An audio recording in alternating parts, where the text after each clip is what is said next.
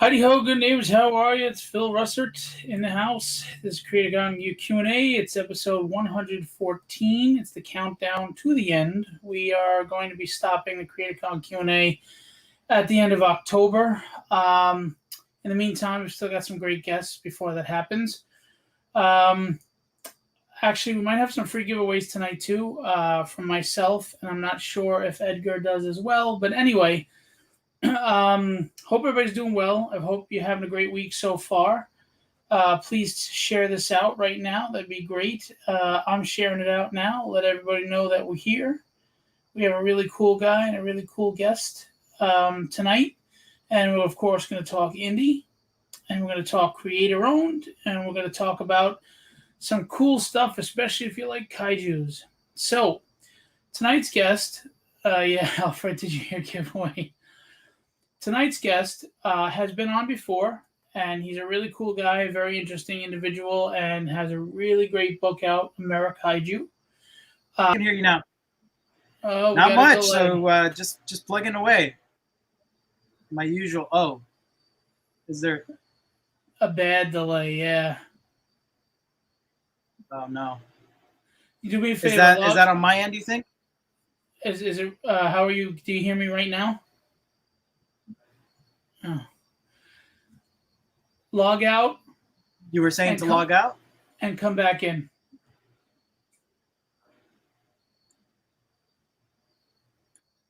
Hey, Gerald, what's going on? Glenn, how are you? We were just fine backstage, and then all of a sudden, boom, we have a really bad lag. So sorry about that, guys. But we are going to get that taken care of and have him right back. In the meantime, please share this out. Let everybody know we're here because we want Edgar to get a lot of love. And he's back. Yeah. Hopefully that's better. We go. All right. You got me? Yeah. All right, cool. Excellent. So, how have you been? It's been a while since you were on. Yeah. Just keeping busy. It's a crazy world out there during this COVID time, you know. Staying at home and working is way busier than going to an office, I think. Especially when you have kids. Oh, yeah. No rest for the weary. Yeah, it's a balancing act that I wouldn't wish on anybody. Plus, you have crazy friends like that John Ottinger guy. Right. He gets in the way a lot. Yeah, he's not on yet, I guess. Does he know you're on tonight? I'm pretty sure he does. He's on all the time.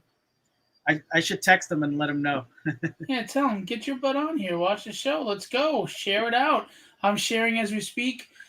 Gerald said, you are the man. Love them kaijus. And Edgar has a heart of gold. Nice.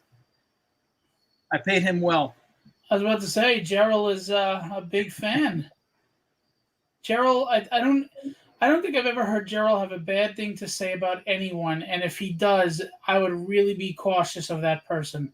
Because if Gerald doesn't like you, there's something wrong with you. So, for those who maybe didn't catch the first episode that you were on last time or are new to the game, give us a little bit about yourself and Amerikaiju. Yeah, so I won't go too far into my background, but I've been in the design industry for about 20 years now. I've been designing mostly toys, which is where my background comes in. I do a lot of drawing and a lot of concepting and stuff. So that eventually led me to creating Amerikaiju, and Amerikaiju is one of my latest projects, which deals with a 5-year-old that is having to do battle with American mythical monsters. So stuff like the Chupacabras and Momo and Jersey Devil. He's having to deal with these things as well as. What about mother-in-laws? Not quite, but he is dealing with his own insecurities. You know, he is 5 years old. He's learning to read. He's learning to play well with others. He's still taking naps. So he's balancing a lot of those things. So he's like Gerald. There you go. Hey, Gerald. Yeah, so that's what the comic is about. It's really about me exploring what these American monsters would look like from my perspective, right? It's basically my touch on this lore that's been around forever. Cool. And me personally, I grew up on Godzilla films before they were called kaiju. Before Americans knew they were kaiju, Right. I was into Godzilla and Gamera, and what was that? The Gargantuan War of the Gargantuans, and I used to love that Thanksgiving. They'd always put them on with Mighty Joe Young, and King Kong was just a Nice. run. Yeah. So I've been a big kaiju fan since I was like 5. Ironically, Right. I used to play with the rubber monsters, and I had the Godzilla toy and all that stuff. So I love this stuff. Right. But you're drawing from mythological, superstitious, American tales, mythology of. Now, did you do research on them, Chupacabra and all that? Oh yeah. So it goes. For me, it's all about the data that I can collect, for these things, and we take the accounts, the most prevalent accounts, right? I think a lot of what we see, especially for myself growing up, Chupacabras was actually one that I sort of grew up with. I was almost a teenager at that time, but when it came about and it was big, it was one of those things where it was everywhere. And for me, and on Spanish TV, there's this show called Primer Impacto, and on that show, they dramatize everything. But as a kid, it looks like a news channel. I mean, think of like it looks and sounds like CNN, but all of a sudden they're telling you about this monster and how it's killing people and taking these goats and chunks out of cows and all this stuff. And then you have this, secondhand account from these folks that know people that were there. Watching it now, I can look at it and go, oh my God, what the heck was I so afraid of? Right? As a kid, you see these things and the way that they tell it and the music that, the setting and everything, really, really made this thing real for me. So, that was one of the ways that I went about it, but also lore books and obviously Wikipedia, a lot of internet searches. But basically it was just diving in head first into these accounts of these monsters and cherry picking really, because there are a lot of things that, a lot of different directions that I could have gone to Chupacabras, but for me it was more about like, is he really a giant bat, and what would that be? And, would he be just a regular bat? And of course not, right? If I'm designing this and I'm making this something ownable, I really wanted to go full force and like really, put my own spin on it. And thank God I was able to find a really good art team to back me up on this stuff. I do the designs, I do all of the basic stuff, monster designs, but then I shift all of that over, and the responsibility then goes to my interior artist. And for issues 1 and 2, that was just Rojales, and he took care of the interiors here. So he's responsible for all this beautiful artwork. I basically fed him the basic designs and then some layouts, and then he took care of the rest. And then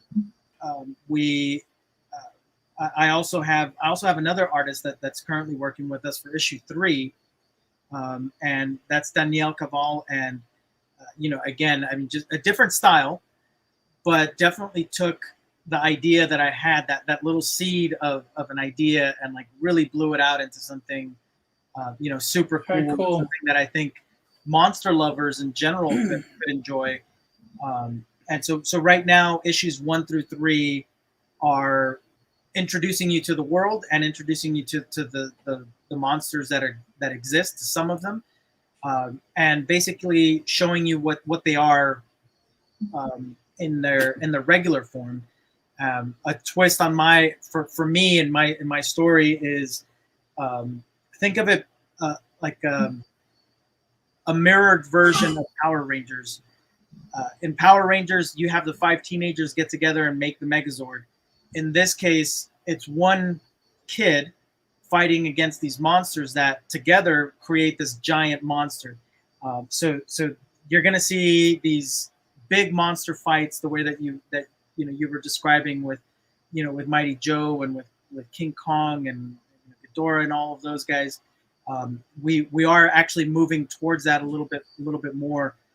But these first 3 issues are really more about explaining the world a little bit and the situation that he finds himself in. What's up? Greg is in the house. Nice. Hi, Greg. Greg was a giant monster in his former life. So right now you want to just talk about and announce fulfillment for the campaign that had just previously ended. Yeah. So we have gone, as a team, we've had some setbacks, obviously, more than anything we could have anticipated. Obviously, we had a bunch of setbacks due to COVID. We had, unfortunately, and I'm not going to go into too many details to be respectful, but we did have some losses in family for the team. We had some, just things in general that happened, reactions to different things. So that being said, we were really backed up with fulfillment. However, all I'm waiting for right now is one piece, thank God, and that's the trade.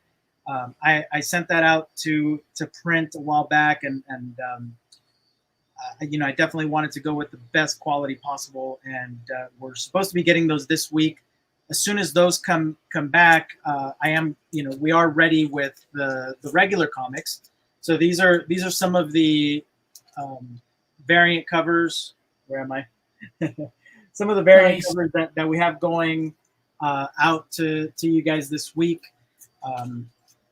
And hopefully, if all goes well, I don't want to make any promises, but my goal is to fulfill all of the Kickstarter pledges this week.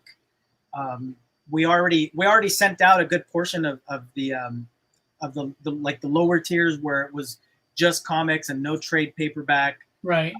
So those have already gone out, and then now it's the high rollers and above. So we're going to be sending out the full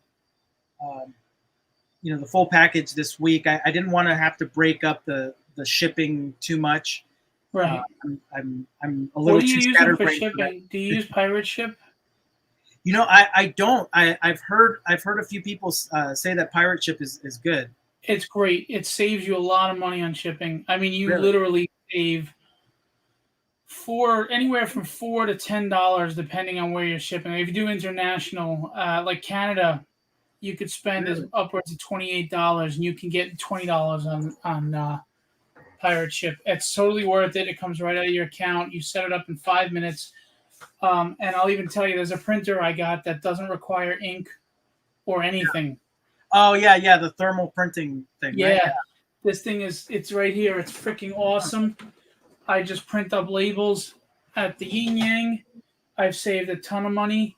That's awesome. I highly recommend it. And Pirate Ship is so easy to use. And it saves everything on your computer, so you have all your backers' addresses and everything. It's awesome. Yeah, that's definitely another good point. I'm glad you brought that up, because every little thing for me has been there's been such a big learning curve. And you think it wouldn't be that bad. I've done these Kickstarters before, but the problem is you're relying on so many other people to fulfill their end of things. Right. And they don't always do it. They don't do it right, or they don't do it on time. And on time is the issue. Right. That's and I look good with the eye patch when I'm doing it. Yes. Hey, Keith, what's going on? Thanks for coming on. Keith is one of the original Rogues Gallery. He's back in the house. Thanks for joining, Keith and Phil. So, yeah, as an indie creator, what do you find to be the biggest hurdles when you're doing these campaigns? I mean, what are the biggest pains in the rear end? Well, you just said it. Other people, having to rely on other people is I think the worst part of it for me. I don't sleep much. I'm literally up for 18 to 20 hours a day. It's just I if I get more than 4 to 6 hours, I get cranky and I'm tired and all that. Right. But I am up and I'm doing things and I'm trying to get as far ahead as I can with things. And sometimes you have to rely on people that think I can work 6 to 7 hours and a day and that's good enough for me.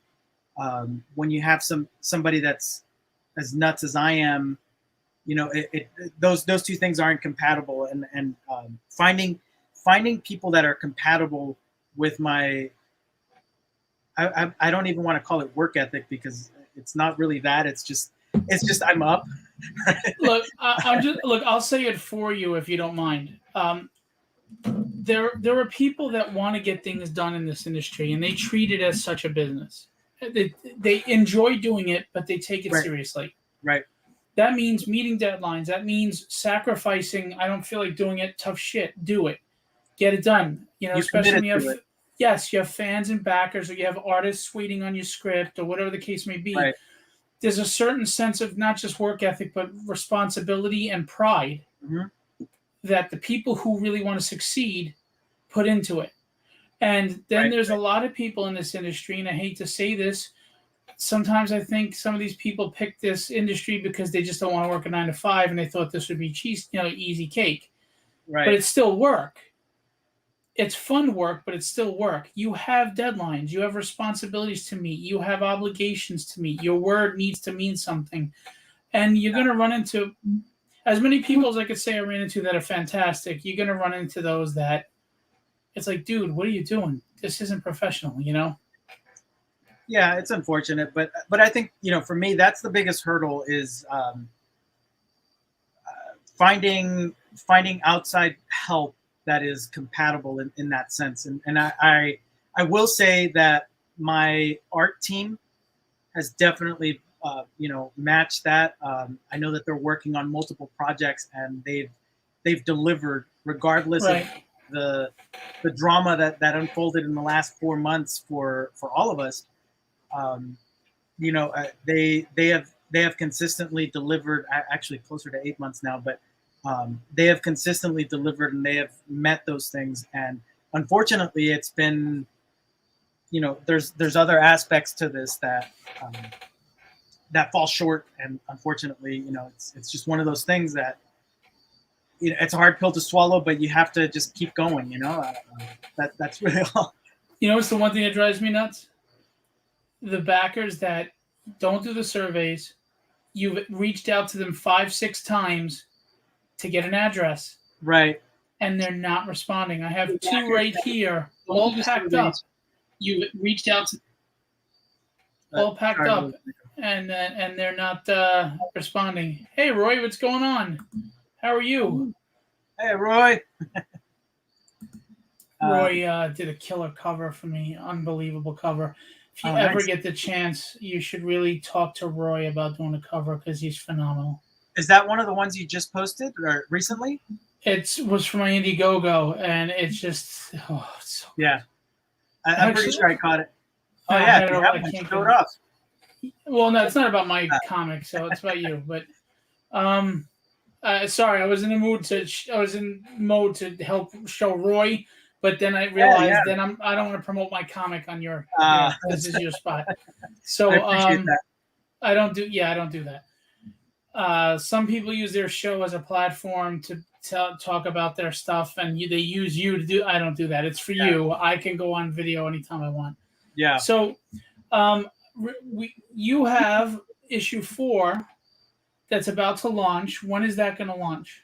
So that I am hoping the Kickstarter landing page is up, and most likely, I'm thinking somewhere close to middle of October. I don't want to nail down a date quite yet, but this time around, I'm not gonna do what I did last time and launch and hope for the best, right? I'm gonna do a little bit of marketing beforehand. So like, you're actually the very first show that I'm on where I'm announcing that this even exists and this will be coming up. Cool. So anybody that's listening, this is coming up, and look for it. We do have the link up on the scroll bar underneath. And Yeah. and yeah, please click that notify button so that you can be notified when we do launch. And I am going to be doing some early bird specials on all of the stuff that I'm offering. Can somebody do me a favor? I put the link to this Notify Me page in the chat, but it's because I'm simulcasting.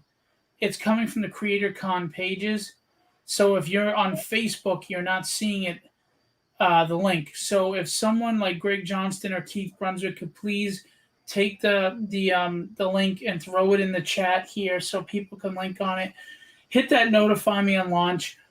It's a great indicator for people who are sweating their butts off, hoping that the Kickstarter is going to do well, to see who's paying attention.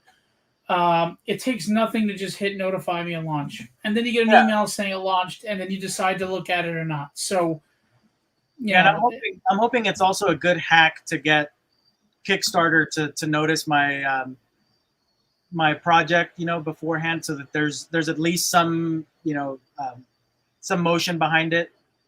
So if you can, just click the button. That, at the worst, you're going to get an extra email to say, hey, this thing started up. Right. And some people are very odd about, I don't want to get an email, I don't want to get tagged, I don't want to share. I really don't understand like the animosity towards that. You're okay with getting a lot of empty likes, but if somebody sends an email, I mean, it all goes around, because eventually you're going to need somebody to have eyes on whatever you're doing. So just let's be there for each other, and let's share out, and let's support. So as a matter of fact, while I'm here, notify me at launch. There you go. I just hit notify me at launch. I'm thinking I didn't do it because I wanted them to see the green button, but now I hit notify me for launch. So it says saved. That's when you know you got it, guys. For some reason, Brian says that I have the wrong link, so I'm going to delete my my comment. Okay, let me delete mine then. Yours was correct. Was it? I typed out exactly what you did, and that's weird because it's the same exact thing.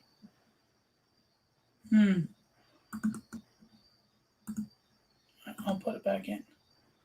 Anyway, can you give us a little teaser about the campaign? Like, what are you going to be offering? What are we looking forward to? Have you upped your game? Yeah, hopefully you guys think I upped my game. So the last Kickstarter, I'll show you guys a few of the pieces that we did. For the last Kickstarter, we did the vinyl version of Tagarik, and he is an 8-inch tall. Wow. Sorry, I don't know why I did that. Oh, no, that's okay. 8-inch tall figure with multiple points of articulation. This guy was on our page. Yeah, I mean, tremendous amount of work that went into this. And this one, I can say, this is me sculpting by hand and that's sending crazy. This off to my factory to have this guy made. And I did a couple different colorways to test. Let's see. Get that out of his face. Do you have any like tiers for the prototypes or something like that, so people can get a rare? So I on those I don't, because those are crazy expensive to haul back from my factory. I have a very small factory over in Mexico, and shipping them back is not the nicest thing. But for this next Kickstarter, I'm offering different colorways of Tagarik still that I didn't offer for the first one. But I'm also actively creating these little guys. Cool. So there's Chupacabras, and he's still being edited as you can see. I'm like working on top. The detail is so good. 3D print there. But he's going to be these guys are also going to be part of the Kickstarter. I have Busco and Hero. Busco is the Beast of Busco. He's a giant turtle, and Hero is our protagonist. And I have both of those guys ready to go. they're already in the process of being produced. So those guys are going to be coming out, and they're kind of my way of doing an homage. You do a lot of these covers, homage covers, and I'll show off a beautiful one here. My buddy, I can show it digitally too. Oh yeah, perfect. Perfect. Yeah.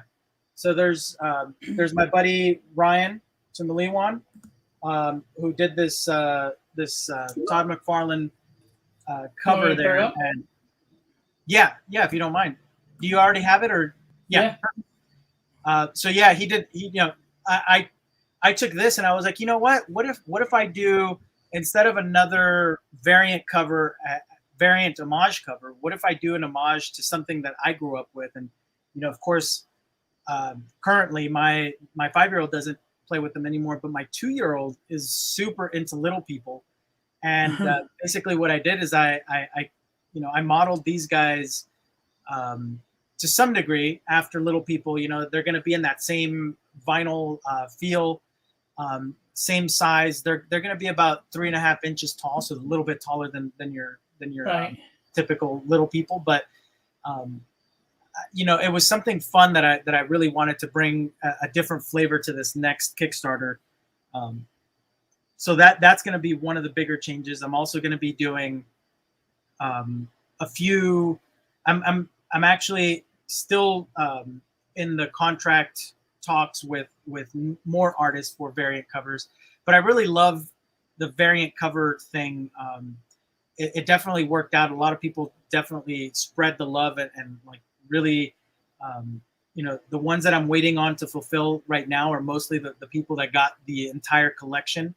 And I did get quite a few emails saying, hey, this is great that I get all of these artists. I'm collecting, little pieces of artwork from these guys. And especially knowing that I'm not a giant publisher. I'm not, right. My runs are maybe a couple dozen, or, maybe, a couple hundred pieces total. So when you collect these, just know that you're collecting, a piece of art that's super limited. It may be digital and maybe, all of that stuff, but it's still the artist's intent is in there. Right. So I'm going to try and do a couple more variant covers. The vinyl figures I'm working on. And, we're working on a couple other things that haven't quite gelled.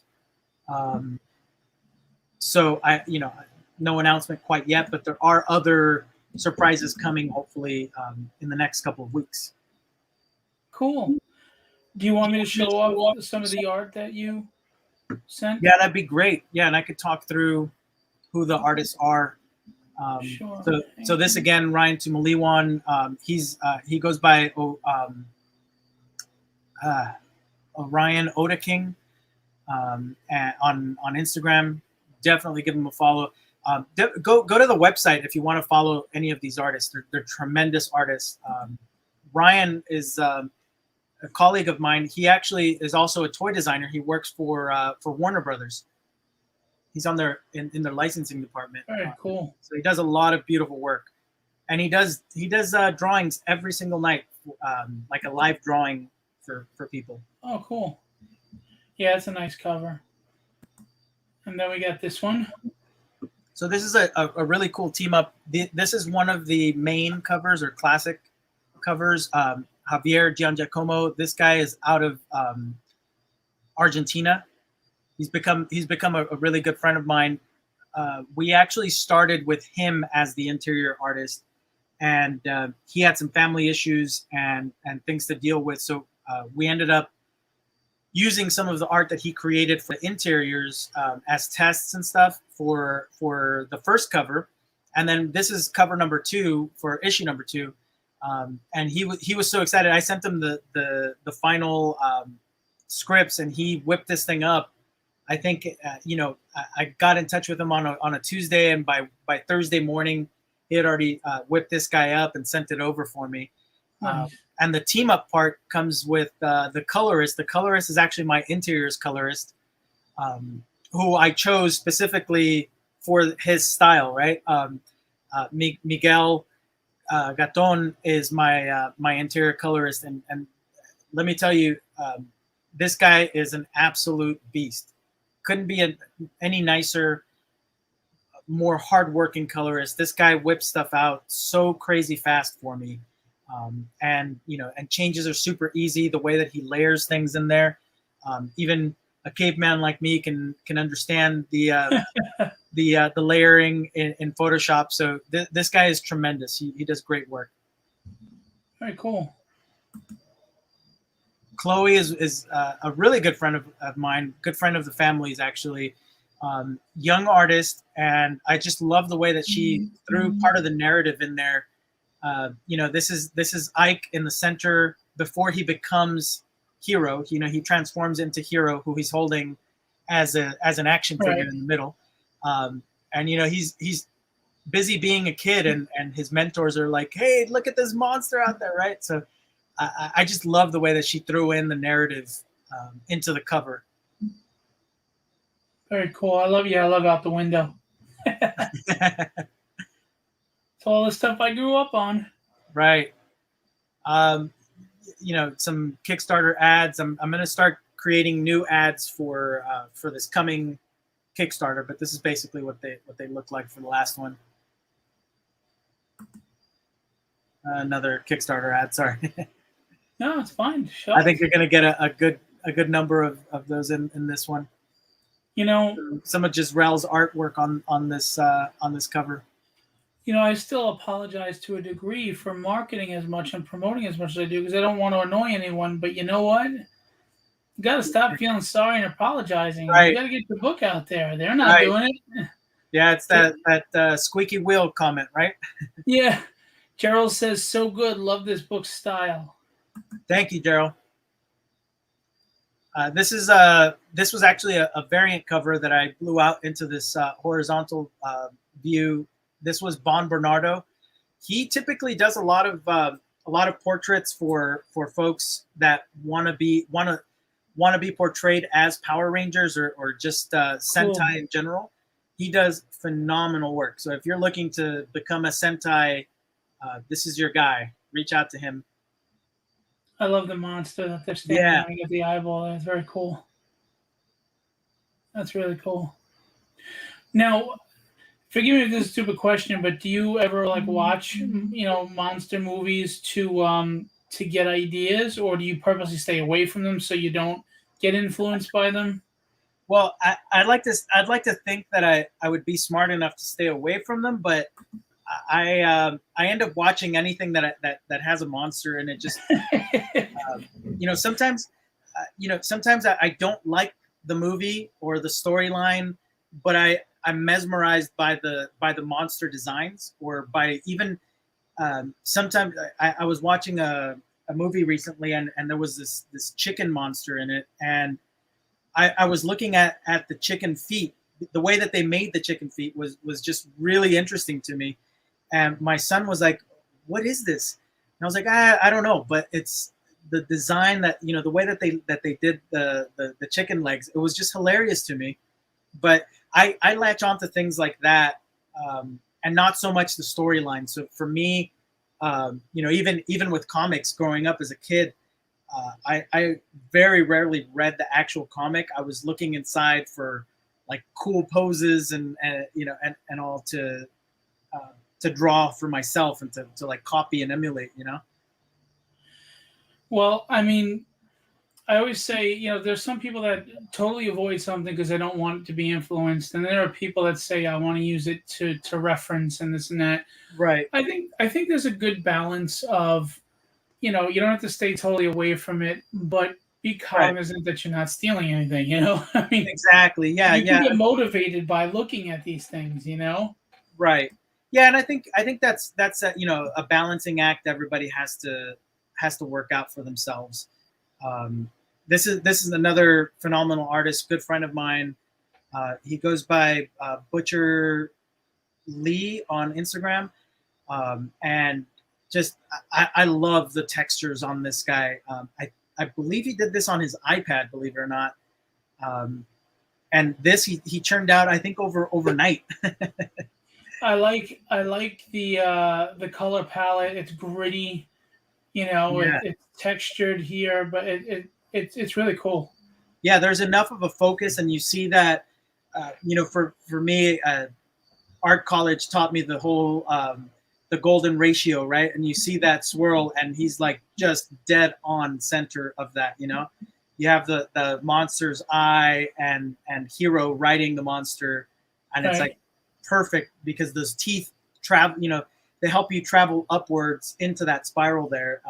So just phenomenal work from this guy. I can't say enough. He's a really good friend, and he also makes toys by hand. So this guy is somebody that he sculpts and both lately 3D as well, but he's more of a traditional sculptor, and like he calls himself an amateur toy maker, but he's just fantastic, and you could see it in his work. Dude, I wish I could get somebody to sculpt for me, just one. Then we've got the cover sets here. Yes. We saw this in the Kickstarter ad, but you didn't really mention this issue. That's actually issue number 1. Right. I was working out the. Hang on, let me get you on screen. One. But there you go. Yeah, that's issue number 1 that we were looking at, and that one I didn't really do a whole lot with because that one had already been printed and everything prior to the Kickstarter, since that was like my trial run for before I went and spent anybody's money foolishly. Yeah, so that was issue number 1, and that was Javier Giangiacomo for the inks, and then Miguel Gaton on the colors. Very cool. Yeah, just to give a quick closer look at the cover there. Yeah. Unobscured. Nice. Just want to give love to everybody, Yeah, for sure. And we got this. So this is actually this guy. His name is Artie, and he reached out via DM, which I think you and I were joking about this earlier, but he is one of the few that got through because he was very tactful. He didn't he didn't all the mistakes that others have made in reaching out. So anyway, long story short, this is Artie Aquino, and super talented artist from the Philippines.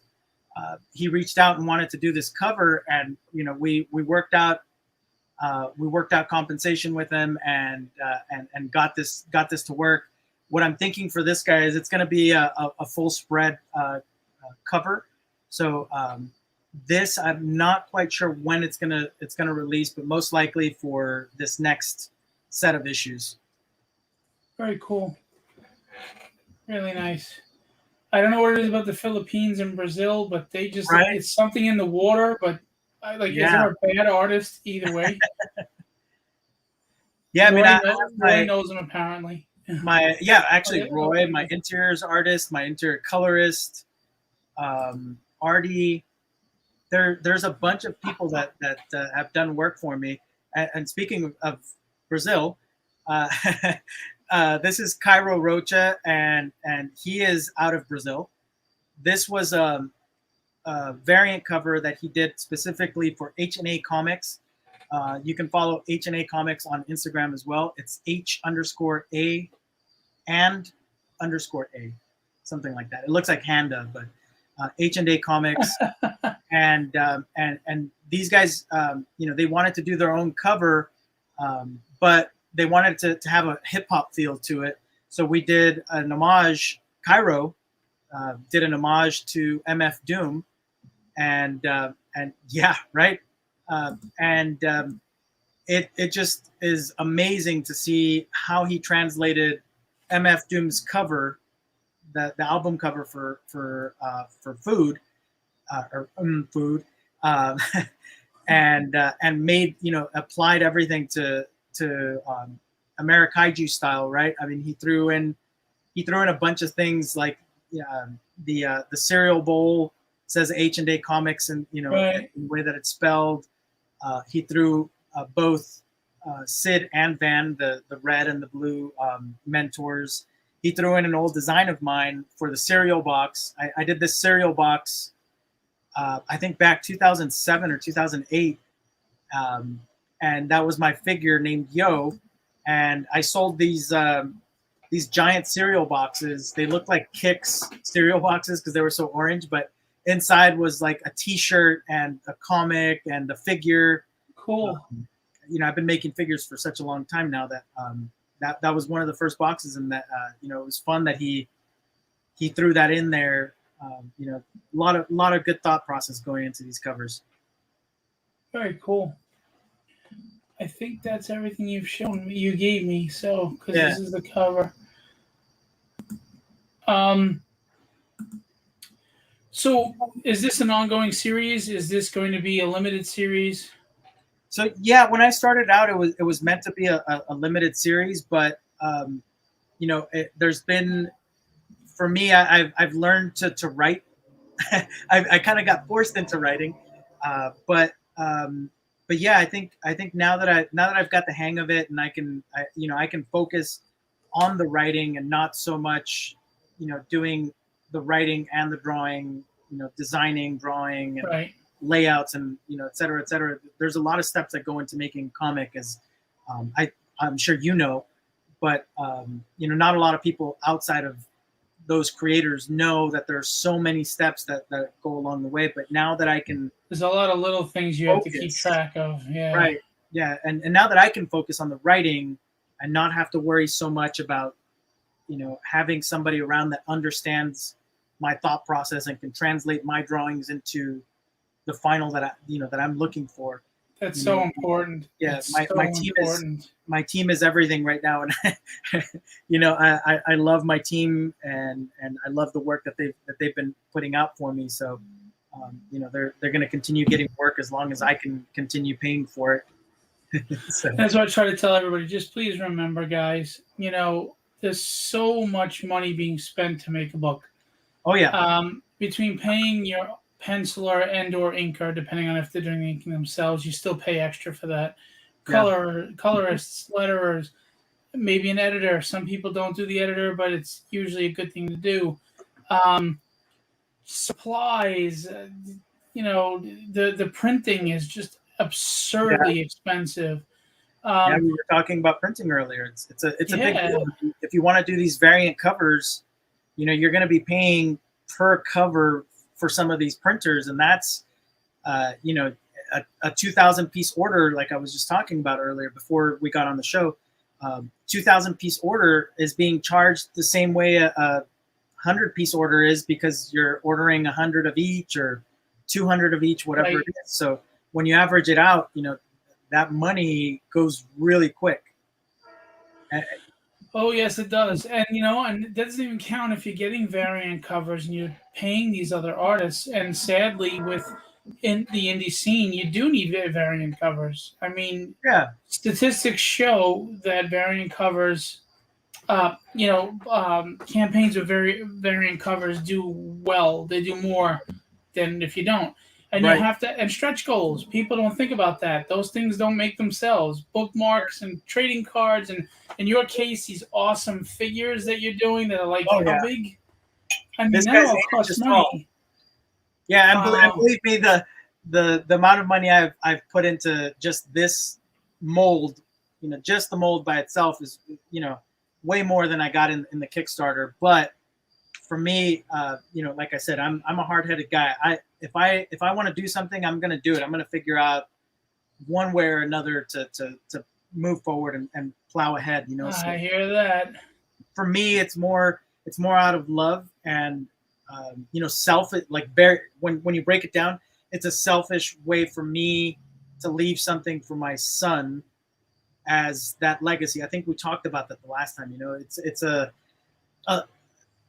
he can go to Walmart and Target and find some of my stuff. That's all cool and great, but it's not me, right? It's still something that I worked on, you know, with if anybody here has, I don't want to bore anybody with the details of toy design, but when you're a toy designer, you know, at whatever level of the design process you are a part of a big machine, right? And there's no design where it's one guy that goes, here, I'm going to make the perfect design and it's going to get made. there's 20 or 30 people in between. And when you look at it, I look at stuff that I've done. I have a bunch of stuff in my studio here, but when I look at that stuff, it's great, and there's a love that I have for it. But at the end of the day, it's still something that I share with those 10, 15 other people, or 20 or 30, however many hands touched it, because it was done for hire for a big producer, right?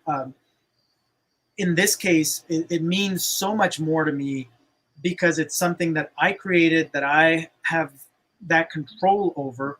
And even though I'm working with a team, because there's no way I would be able to do this as quickly as I am without a team, I'm well aware and thankful to those guys for that. But even though I'm working with a team, this is something where it's really 90% me in there, right? The story is me, the designs are me. So when you're looking at this, you're really getting I think one of the most purest forms of my design, my thought process for these things, and that's what it represents for me, is really planting that flag for myself. I've done it for others for a little over 2 decades now, and it's nice, again, it's a nice feather in my cap to pop in and see, Target has my designs and there's all this stuff, great, but I want something for me, and I want something for my sons to be able to look back and go, yeah, that 30 years ago when my dad sunk all that money into this thing, there it is. My mom was yelling at him for sinking all that money into this thing. Yeah. But kind reminders from my wife. She'll send me printouts of our bank account. Hi, Carlos. Yeah, exactly. It's definitely a perk, man. Carlos knows, Cheryl knows to a degree, Roy knows to a degree. When you're creating something and you're doing what we're doing, you can tell those who have a passion for it and those who don't. Right. Like, it's not a passion. But you have to have that passion, because just trying to market yourself and get out there alone is a full-time job. Right. Besides the full-time job we have that actually pays the bills. Yeah. Besides setting up the Kickstarter page, besides writing the scripts, besides editing the scripts, besides hiring a team, whether you're working out contracts or not, and then there's edits when the artist draws roughs, and then you got to go through edits and then send them back, and then say that's all done. Then you're tightening up, and you might have more edits, and then you have edits with the letterer, and then colorist. It's yeah. If you're not passionate about this, it's not going to work. It'll eat you up quickly. Yeah, it's work. I'm going to wave to my little man since he's watching. My wife just sent me a message. So yeah. 100% agree with you. I had just started to forget about the mountain of things that there are. So thanks for reminding me. But you're welcome. Yeah. The reality is it gets that even better when you're an art rep, you're doing your own book, you have a Creatorcon live stream, and you do physical conventions while you're working 4 jobs as a nurse. There you go. Yeah. If the passion doesn't come across in what you're doing, I don't know how else to do it, because you're, I watch your show and you're talking to different people all the time, and you're spending all that time doing it, and here I am going like, oh my God, I have to finish this. How am I going to get this done? And I realistically, I'm up 18 to 20 hours a day. My wife hates it, but me too. It's the way that I function, and it's really the only way that I would be able to do something like this. If I'm not working on something like this, I'm working on something. And it's to the point where that moment that you get every blue moon that you can just sit, you don't know what to do with yourself. Like, do I watch something? Do I read something? I don't really want to do any of that. What do I want to do? I want to go back to working on my comic. It's like you're not getting away from it. Your brain is not getting away from it. Well, even like at the beginning of the pandemic, it was early March. I had just gotten, February. I had just gotten laid off from the last time. Hey, there's John. The stalking lurker. I knew that troll would come around one way or another. Yeah, so I had just been laid off in February from that position, and it was not until March that I really started to like pull back out of, there's a little bit of depression that comes in it. It wasn't anything that I did. It was basically the company went under, and that was that, right? But in that month, I picked up a bunch of freelance work and I was doing stuff. But then, the pandemic comes around and everybody froze. And it was like, oh, just chill until we get a handle on this. People aren't going into the office anyway. So there was a good 2 weeks where there was nothing. And I was just dying. I was like, what do I do with myself? I don't know. I ended up cleaning out a 1,700 square foot warehouse for my father-in-law. That he hadn't touched this warehouse for like 20 years. I went in there and cleaned it out with him. I started rearranging most of my mess in here. I was up and I was filthy, man, for weeks. I was just filthy. And my wife was like, find a project. Just find one thing to focus your attention on. Because I was just out here like busybody looking for things, and then once it extended, I started, obviously my son was in school and he needed some at-home kind of one-on-one lessons. And that's where Amerikaiju really kicked back up after a 10-year hiatus or so. That's when I really picked it up. But you're right. I mean, it's if I wasn't working on something, I would be finding other things to do, and most likely annoying my wife for that. So to some degree, she's thankful that there you go. Yeah. Yeah, Roy's saying if your wife supports you, you're on to something. Any passion project will definitely sell if you can sell it to your wife, which is true. But I'll add to that is every Rocky needs an Adrian, or why bother getting in the ring? Yeah. I mean, for me, I lucked out completely. My wife is incredibly supportive. I mean, that's awesome. Beyond incredibly supportive.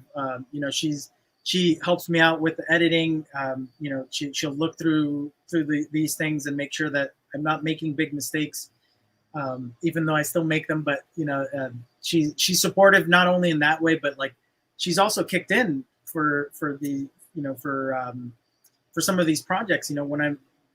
When I'm working on these things, she'll be like, hey, I know it's going to cost a little more, but like the trade, I was gonna go the cheaper route, and I was like, I don't want to do that. I'm trying to figure out a way to pay for these, because those are very expensive books, obviously. Yep. And she was like, you know what? Instead of waiting, let's just, here's some money that I'm moving around. Let's just do it. So it comes in that way too. I mean, she's not only supportive in like keeping me going, but she's also a backer of mine personally. Right. It's awesome. So I'm very, very fortunate in that way. That she's super supportive, and my sons are also part of this too. Well, Gerald says he needs a muse to kick his creative ass into gear. Okay, Gerald. We all do. Where's my cover? Where is my There you cover? go. Listen to this guy. You give the man a cover, a published cover. I mean, granted, I'm nobody big, but he gets a published cover. And he's dilly-dallying. Get your ass up and let's go. There you go. There's your motivation, Gerald. There's your fire, Gerald. I'm going to have to message him 3 a.m. every night. Where's the cover? Where's the cover? He'll be exhausted at work going, God, I hate Phil. Yeah. It's crazy. There's so many guys, gals, and, everything that they're working on this. I think a lot of people figure this is their full-time job. This is what they do. And it really, for 99% of us in this, it really isn't. I mean, you're in nursing, right? You said you're doing Yep. 3 different jobs for that. I mean, I'm Yeah, I work in the freelancing. Bronx now too, which is an hour and a half commute one way, and then home traffic is about 2.5 hours. That's brutal, man. That's one thing I won't trade back is going back to an office. I'm very fortunate to be able to work from Yeah, home. as much as the Bronx can be a trip and everything, 9 to 5 in a cubicle is not for you can't cage this bird. Yeah. I thought muses were supposed to be hot, not hairy. Yeah, this is coming in thick, isn't it? I'm starting to look like, Grizzly Adams. Nice. Dating myself with that. So, obviously, your passion play right now is Amerikaiju, and you have issue 4 coming out. I want to remind everybody the link is in the chat. Go hit notify me right there, and you'll get it says saved. You just get an email letting you know when it's launching. I mean, no harm in that, right? Yeah. Please support us that way. Do you have any other projects in mind? Would you like to, whether in the same universe or just other stories to tell? I mean, do you have ideas of branching out? So the short answer is yes. The long answer would probably bore a lot of people and confuse you. So for now, there's nothing completely worked out. But yeah, there's a ton of stuff that I'm working on. Again, because I got a better grasp of the writing side of it. That definitely I'm enjoying exploring different universes and different avenues where this comic can go. Would your other projects be part of this one same world with Amerikaiju, or would they be just like pocket universes kind of thing? So there's a little bit of both. So there's one where it's going to be a completely separate thing all on its own, but a couple different things have stemmed from Amerikaiju that I'm branching out into different things. But yeah, I'll be, hopefully for the Kickstarter, I'll have some stuff included in the Kickstarter as little bonuses to give you a peek into those other worlds that I'm creating. Cool. With world building, everybody always everybody who doesn't write or is having trouble writing will be like, how do you world build? How do you do this? How do you do that? And you'll get a lot of people trying to tell you what the answer is. There's no answer. Whatever pops in your head, whatever works for you. I mean, me personally, these things are not methodically thought out. They just come to me, and I just put them on paper. Now, I don't know if that's good, bad, or indifferent, but I mean, what is your take on world building? So you're right. There's a different approach, not just by person, but for me, on the genre.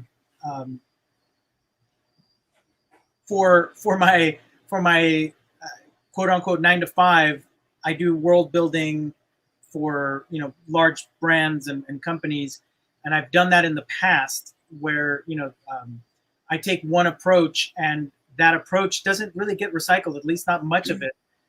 For me, I like to think big picture, kind of. It's in a way, when you really boil it down, it's like having an outline. You write an outline, and it's beginning, middle, end, right? You need to know where you're going before you can have the journey, and then you need to know where you started. And again, that helps in the journey part of it. But for me, I take the same approach. When, again, boiling it down, bare bones, you have an outline of what is it that this world is, and then you create some rules that can't be broken, and they're there specifically to keep you honest. And it makes the writing that much more interesting, because then you're really backing yourself into a corner creatively, but in a good way. Because, for instance, if I'm building a world and it's a world of hobbits, then that's one of my rules, right? It's a world of hobbits. And does anybody else exist in that world? Maybe no, or whatever. I start setting up my rules, and hobbits slowly, versus chupacabra. There you go. And slowly I build into, or back myself into, the details. But one thing I do, I've had a few friends ask me about world building and writing, and the reality is the coolest thing to do is to get right into creating your main character and and what is he wearing, and is it shiny, is it this, is it that. You need to think of the big picture first, right? From my perspective, as humble as I can be, think of the literal world where they live, then boil it down. Are there clouds in this world? Is there a sun? Big things like that are going to play a role in your world, right? If being super nerdy and thinking of, is the moon a single moon, or are there two moons? That's going to play a difference in how your world was built. The land masses were built, and all of that, right? You don't need to get into that much detail quite yet, but those are the things that I think of when I'm doing the quote unquote world building as a professional. When I'm freelancing for others, you have to go from that bird's eye view and really nail it down to, okay, now what color is the button on the character's shirt, right? And that kind of thing. That comes next, right? That's at the very, very end. But the very beginning for me starts off with, what is the world and what are the rules that I want to live by? Right. So, hopefully that answers your... kind of expounding upon what you're saying, person, place, and time. Yeah. Who's the protagonist? Who's your antagonist? That's person. Place, where is the setting? Is it a Hobbit world? Is it in Manhattan? Is it in Australia? Right. And what's the time period? Is it modern day? Is it future? Is it a period piece, like, from England during Jack the Ripper days? Right. Once you get all that down, like you said, you can start getting into the details. Right. Now, when you write, do you write the Marvel way, or do you specifically detail out panels for the artist? Or like me personally, I don't like writing the Marvel way. I have a story to tell. It's tough. But I also don't like strangle holding the artist. Yeah. So for me, because of the speed that I wanted to move at for issues 1 through 3, I was super descriptive in every, for every panel I gave, this is a bird's eye view, this is a worm's eye view, this is what this character's doing and why they're doing it. I threw a lot of, it was almost a paragraph for each panel. And the reality is, I've started to kind of lean somewhere in the middle, where I'm being a little more vague with my descriptions and really letting the artist, giving the artist the motivations and what they're doing, and not necessarily, this person's standing in front of this person and there's a foreground and there's a background. Right. I started gung-ho and I went in with a whole bunch of detail. And now that I'm getting lazier and I can trust my team a lot more, it's my descriptions have pulled back a lot.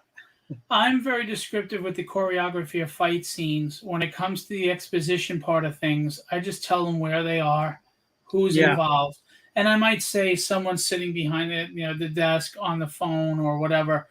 But as far as the angle, most times I say go with what angle you want. I mean, sometimes I want the bird's eye or over the right shoulder or the worm's eye or whatever. But for the most part, I feel if you give some autonomy to an artist, they'll give you the best. But I also realized you would think that artists would want total autonomy. They like structure too. Yeah. They like a writer that gives them some structure. And also, sometimes an artist might feel like, I don't know if I'm getting paid enough to be creating the art director. I'm doing all the art directing. I mean, I'm here to draw, but not be an art director as well. So, right. And not all of us, by the way, can be on a train and look at a water tower and create a whole world. So, right. American system. Yeah, and I think that's the beauty of really doing the groundwork of finding your team before jumping into something like this, right? I was, and I will be 100% honest here, I got very, very lucky in finding the team that I did with the timing that I did, because not everybody came at the same time, obviously, but I found them very early on. As I mentioned, Javier was actually signed on to do the interiors, and that fell through very amicably, but at that point, I ended up scrambling and thinking, oh my God, this is the end of the world. And then I found Jezreel, and he ended up being a great fit for our team. And you know, again, I got very lucky because that was about a month before the Kickstarter was on. So Right. you know, all of that happened super quick, and you know, there was obviously a lot of learning that had to be done in that small time span. But you know, Well, finding for the right me, people is everything. for me, the analogy I always use is whether it's a sports team or a band. The bands that make it and the sports teams that win championships, everybody understands their role and puts ego aside and is happy to fulfill that role. Right. Then you build a synergy based on the fact that nobody's ego is making them elevate themselves more than somebody else in their own mind.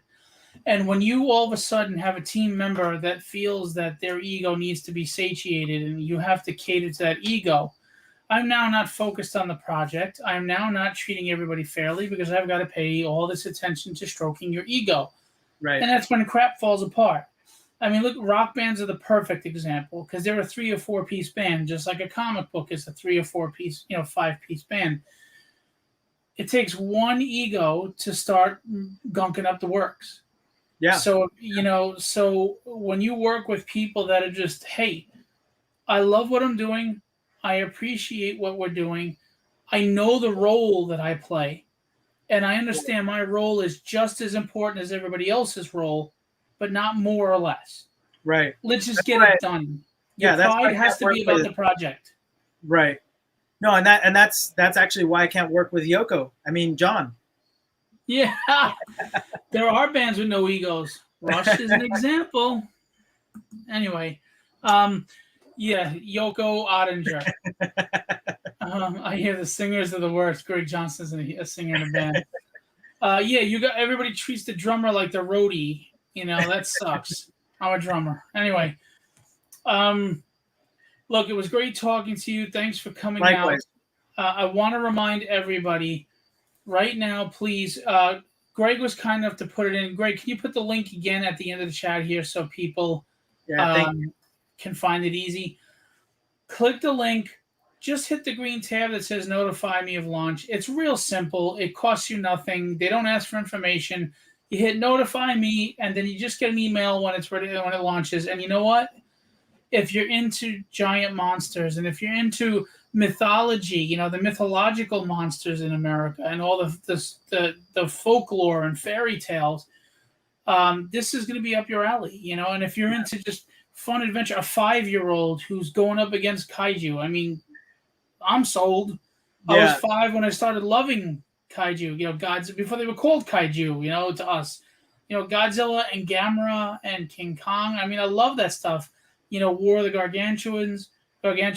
That was my stuff, man. Still is. I have every damn one of those movies. Nice. So that's right up your alley, and it's fun. It's great escapism. It's nothing so heavy that it's trying to beat you over the head with a political statement or a social statement. It's a 5-year-old fighting kaiju. Yeah. It's as simple as that. It's a 5-year-old fighting kaiju, and trying to manage being a normal 5-year-old that takes naps and is learning to read, and how does he manage that is really what the story is about, and learning some lessons along the way.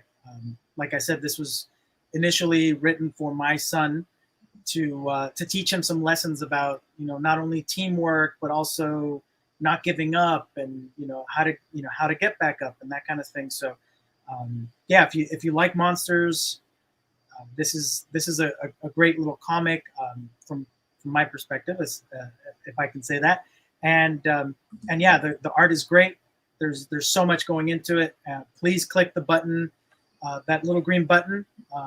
I will 100%. I will be doing something super special for early backers. So very cool. Those people that I believe right now, my wife and I have talked about it. It's going to be the first 24 hours. I might have to pull that back a little bit depending on the number of people that go on there. But I am going to be doing something super special.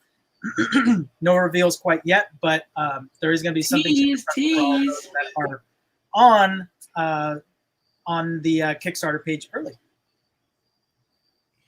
Awesome. Andrew Henry's here. What's going on? Couple things. Andrew is the admin of his group Artist Jobs and Showcase. I don't know if you're part of that group. Go join the group.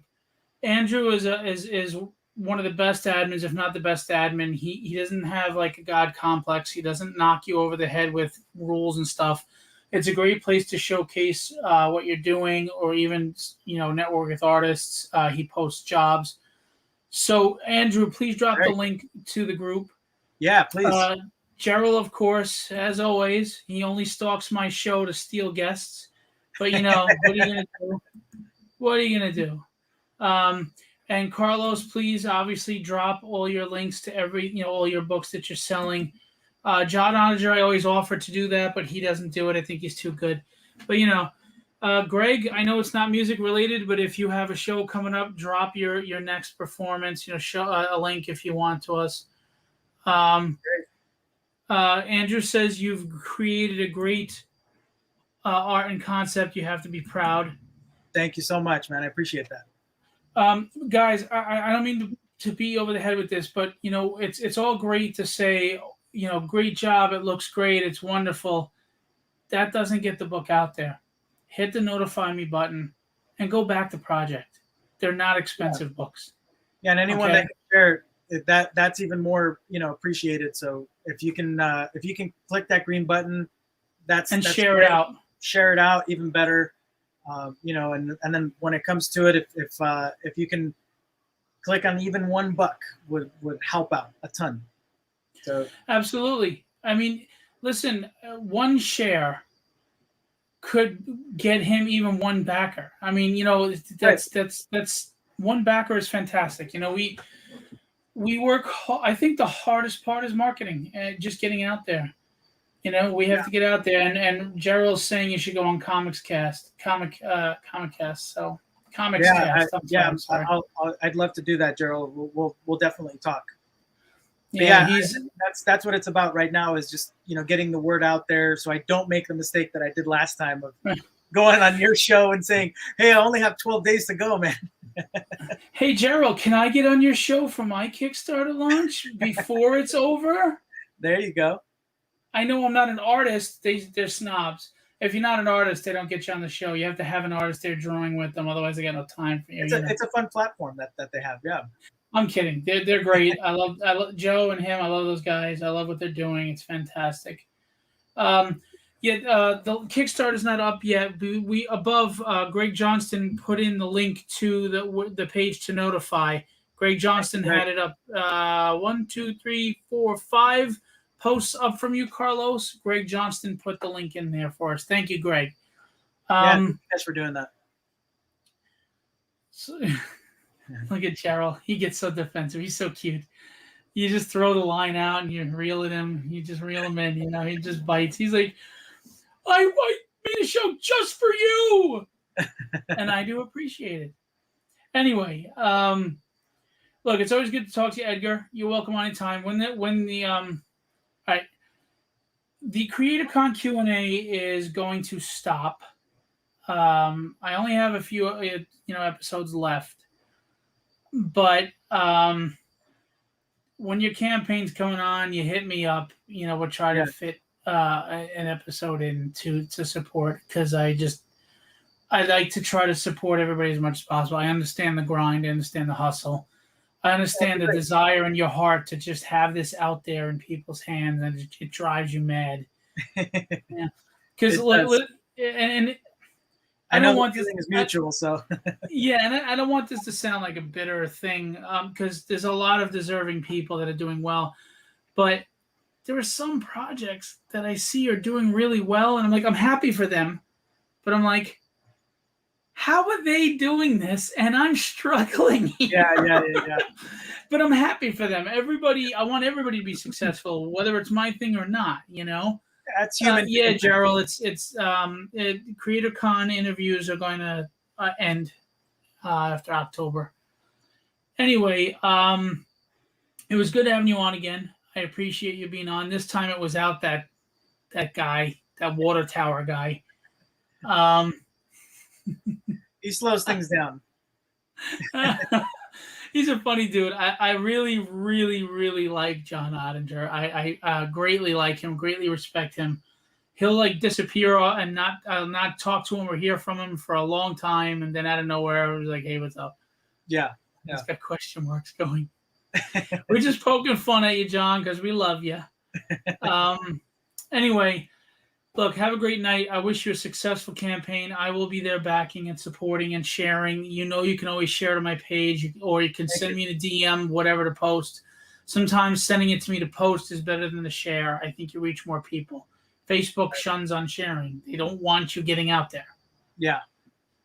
So please feel free in a DM, hey, Phil, do you mind making this post? I'll post it, no problem. And everybody go hit that notify of launch so that you know it's coming. Yeah. Need everyone's help. Edgar's got kids to feed. Yeah, I got some kids here that they keep eating, so yeah, feeding them somehow. they're gonna be fighting kaiju someday. Yeah, they're gonna dress up as eventually. All right, guys. Well, thank you so much for having me on. It was great talking to you, Phil, and we'll definitely have to do it again, man. Appreciate the talk. Absolutely, Edgar. Much success and health and happiness for you and your family. Likewise. Later. Bye. So that was Edgar Pasten and Amerikaiju. His next campaign for issue 4 is starting in October.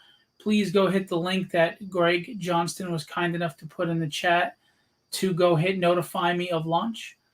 I'm going to be very quick with my closing because I'm exhausted.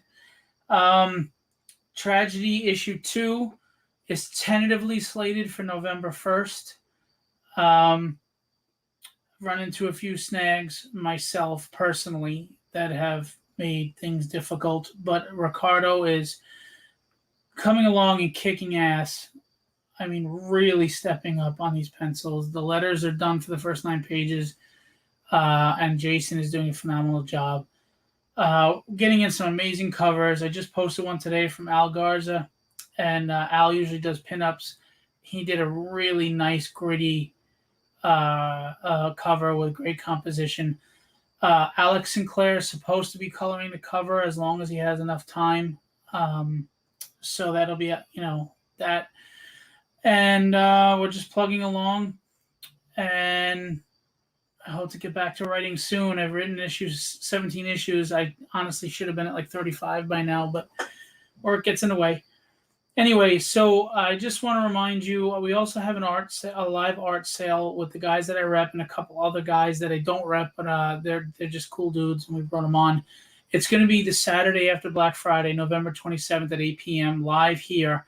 Very affordable art and some amazing art, fan art. And if you're an art collector, you're going to not want to miss this. Or if you have a friend that's an art collector, bring them on in.